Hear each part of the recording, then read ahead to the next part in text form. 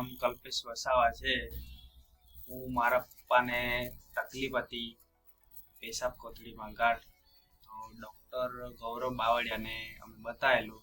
Doctor ગૌરવ બાવળિયાના સલાહથી અમે PP Maniya હોસ્પિટલમાં આવ્યા હતા.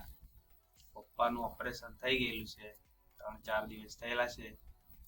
રિકવરી સારી થઈ ગયેલી છે અને PP Maniya hospital doctor staff મસ્ત છે. અહીંનું કેન્ટીન બધી સુવિધા સારી છે. કોઈ પણ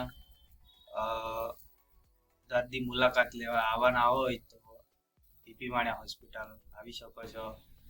પીપી માણિયા હોસ્પિટલમાં તમામ રોગના ડૉક્ટર અહીંયા મળી જશે. મારો અનુભવ હોસ્પિટલમાં ખૂબ સારો છે.